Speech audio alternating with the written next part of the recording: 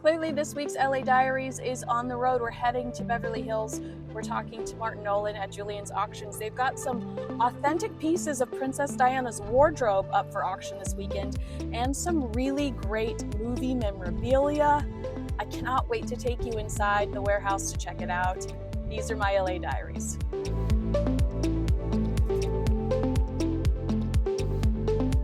Our very first LA Diaries field trip. Come along with me to explore Julian's auctions and Turner Classic Movies Hollywood Legends collaboration. Julian's executive director, Martin Nolan, is giving us exclusive access to clothing previously worn by Princess Diana. Incredible. Jack's Azaguri, Princess Diana gown. Look how amazing it is.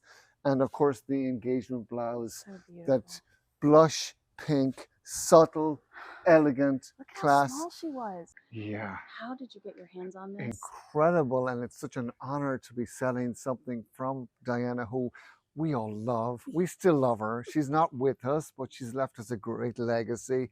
She's left us the future King of England, William, who we all love. So in September, we sold 3 dresses that Diana sold from her at auction in 1997 for her charities. Yeah. And 2 months before she passed away. So in September, those came to us to auction. We sold the 3 gowns for 1.6 million. So obviously when people saw that in the news, they said, oh, I have Diana. So this beautiful dress you see behind me, this evening gown designed by Jacques Azaguri, a Moroccan-British artist, designer. And Diana wore this. What's nice about Diana is she wore this in Vancouver. She wore it in Florence, Italy. So 85, 86, that sort of time frame. She was still the future queen, married to Prince Charles at the time, now the King of England. And so it's just a spectacular gown, inspiring nighttime. You can see the work on it, beautifully designed. She sold it at auction in 1997, 2 months before she passed away.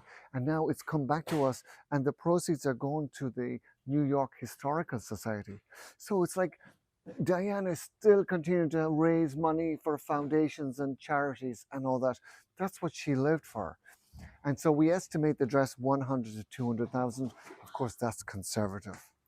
And then we have the piece de resistance, which is that blouse, her engagement portrait blouse. Yes. So she wore this beautiful blush pink This blouse. is David Emmanuel, right?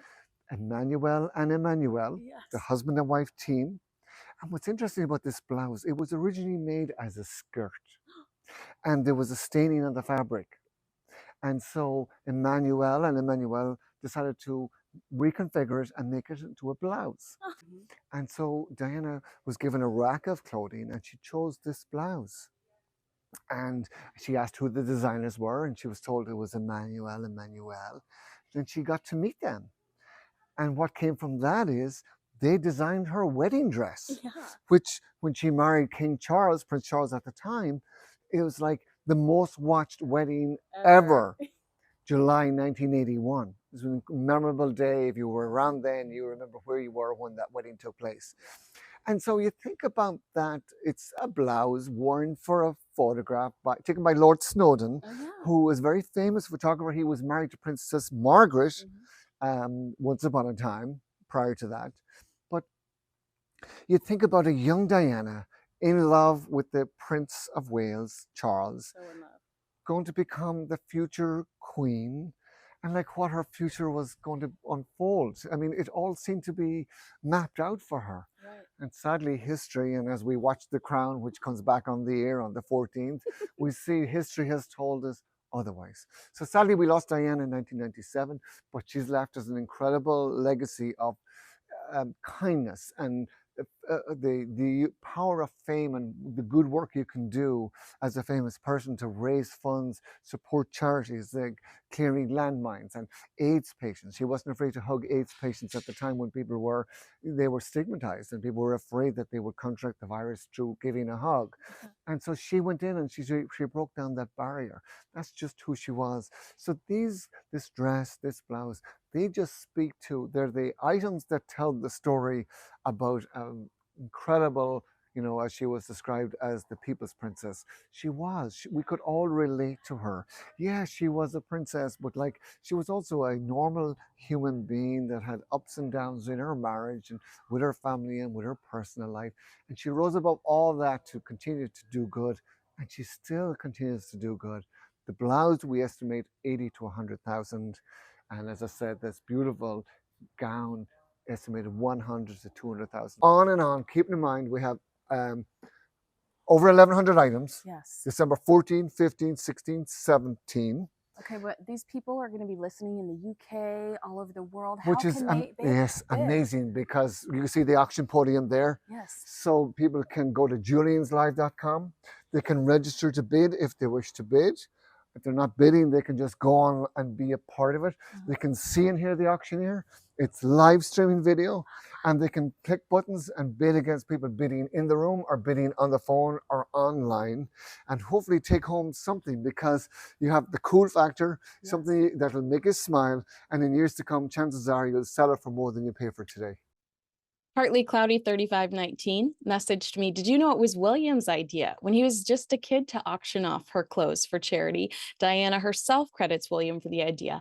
I do remember that. And thank you so much for messaging me and reminding us of what wonderful legacies they're both going to leave one day. Last week, the King surprised local businesses and recipients of the King's Award for Voluntary Service at Ealing Christmas Market, where he stumbled upon a familiar face. Father Christmas. After a rocky end to 2023, the King was relieved to receive some positive news. He made Santa's nice list this year. The King jokingly responded, well, you never know. You can try.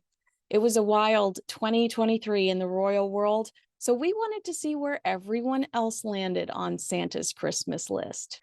AI Santa, thank you so much for taking the time out of your busy holiday schedule to talk to me. Primarily a triumphant coronation year, the King worked a solid 425 royal engagements. Unsurprisingly, he made your nice list. But what about the Prince and Princess of Wales? Yes, Kinsey. I would say King Charles has spent a significant amount of time on the nice list. William and Kate, too. Always nice, never naughty. Well, clearly you haven't heard about Prince William's favorite emoji. What about Harry and Meghan, the Hollywood Reporter's biggest losers of 2023, former Spotify employees and South Park stars, naughty or nice? Well, slay it ain't so. Naughty, naughty, naughty. Naughty, naughty, naughty. What a shame. Well, good luck on Christmas Eve, and thanks so much to AI Santa for your time. Anything for you, dear. Have a Merry Christmas and a Happy New Year. And don't forget, Jesus is the reason for the season. Are you on Santa's naughty or nice list? Let me know in the comments below. That's a wrap.